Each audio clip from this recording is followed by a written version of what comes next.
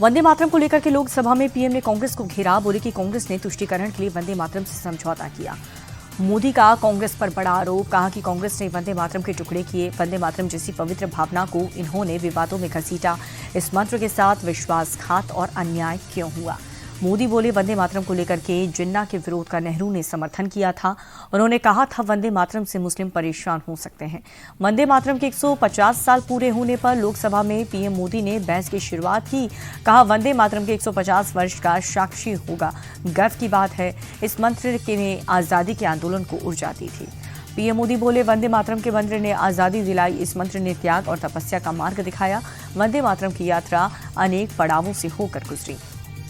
लोकसभा में चर्चा के दौरान राजनाथ सिंह का कांग्रेस पर बड़ा हमला। कहा कांग्रेस ने वंदे मातरम से छल किया। वंदे मातरम को उपेक्षित और खंडित किया गया। राजनाथ सिंह बोले दुनिया की कोई ताकत वंदे मातरम को कम नहीं कर सकती। हम वंदे मातरम की गरिमा को दोबारा स्थापित कर रहे हैं। वंदे मातरम पर चर्चा के दौरान प्रियंका गांधी का सरकार पर हमला। कहा बंगाल चुनाव की वजह से वंदे मातरम पर बहस। सरकार जनता का ध्यान भटकाना चाहती है। प्रियंका गांधी ने वंदे मातरम पर चर्चा पर उठाए सवाल। कहा वंदे मातरम पर बहस की जरूरत नहीं। वंदे मातरम देश की आत्मा का हिस्सा।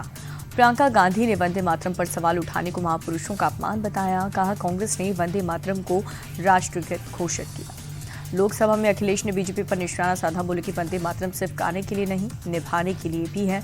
आज के दरारवादी देश को तोड़ना चाहते हैं। अखिलेश ने नाम लिए बिना बीजेपी को राष्ट्रवादी पार्टी कहा। लोकसभा में बोले ये राष्ट्रवादी नहीं, राष्ट्रवादी पार्टी ही। ये लोग बताएं इन्होंने वंदे मातरम कब गाया।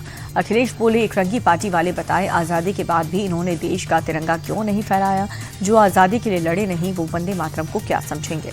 लोकसभा में पीएम के भाषण पर कांग्रेस नेता गौरव गोगोई बोले मुस्लिम लीग में वंदे मातरम का विद्रोह था। हमारे नेता मौलाना आजाद को वंदे मातरम पर कोई आपत्ति नहीं थी।